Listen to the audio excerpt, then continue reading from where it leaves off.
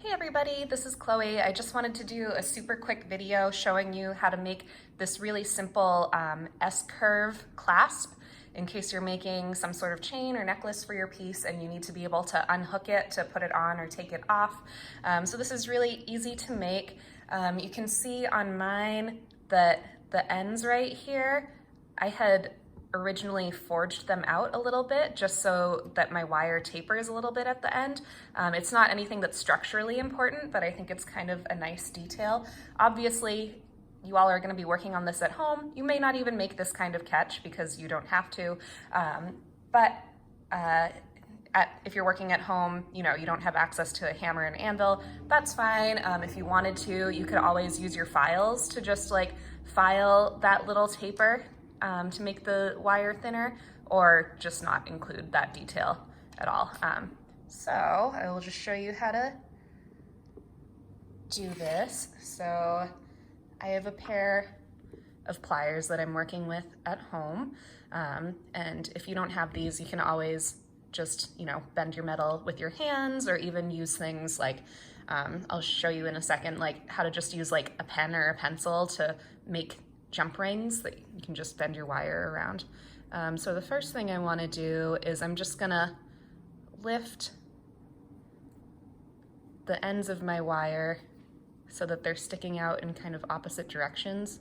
This is kind of hard to do. You guys should see the setup that I have going on right now. I thought I had like a tripod. Well, I do have a tripod somewhere, but I can't find it. So I've got this like old selfie stick that I haven't used in forever, and it's like taped on top of a Tupperware container, and then I have some erasers balancing everything, so it's cool. Okay, so I've got these ends bent upward a little bit. Again, it's not like vital, but it's just a nice kind of little detail. And then I want to bend this around so I get kind of my S shape here.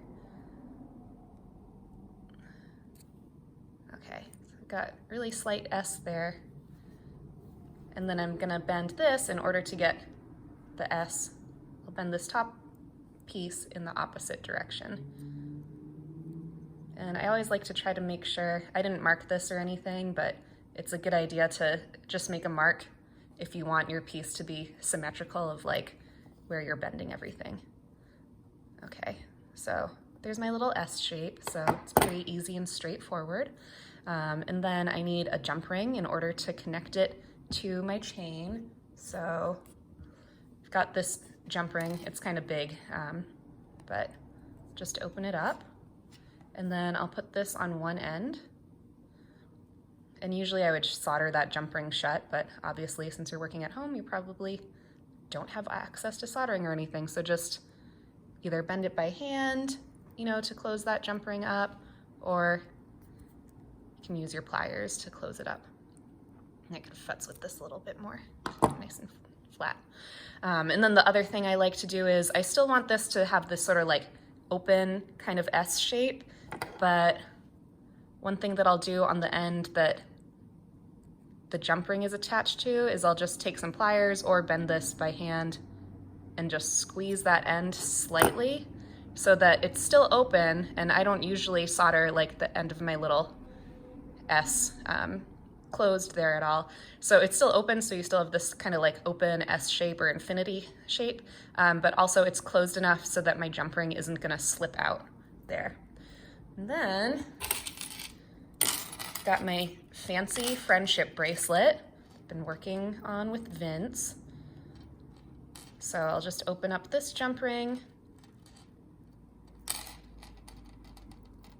attach it there.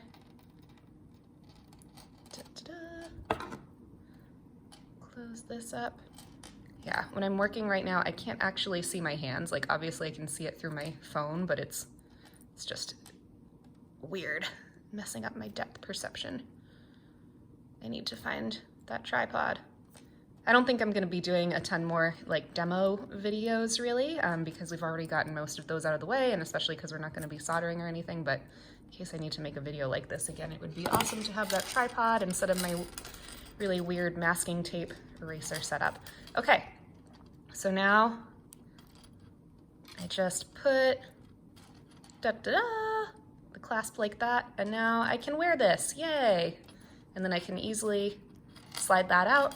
Something that if you're planning on making this kind of S-curve thing, occasionally I'll either open up or close this end a little bit more, depending, because when I slip it on this jump ring, I want it to go through, but I don't want it to be so loose that if somebody was wearing this, it would just like fall off, you know? But this is kind of a good fit right now. All right, so that's that. Pretty straightforward. And then the other thing I wanted to show you was just using like a pencil or something. So if you still wanted to make jump rings and you don't have a wooden dowel at home, but you've got wire, you can just take like a pencil or pen. Oh, this is gonna be so awkward to do looking through my phone, and just wrap this around your pencil. Da-da-da. So now I've got jump rings, and then you could either saw or just clip them off. If you've got your saw frame at home, even if you don't have a jeweler's bench, you know, you can just saw. And then I guess the final thing that, I mean, this isn't super detailed or anything, but you know, if you've got two ends that need to be connected for whatever reason and you're not able to solder them, I know that before I had said no wire wrapping, but if you need to just, you know, take some wire and sort of twist two pieces together or whatever, that's totally fine. So you can just sort of bend it with your hands. If you've got pliers, you can use those to wrap it around. Bump, bump, bump. Just be careful not to poke yourself. These sharp ends. Oh, and you can't even see that. I was so distracted by like looking at my actual hands to see what I was doing that was great. Good job, Chloe. Wow, this is a really awesome video. It's going perfectly, yay.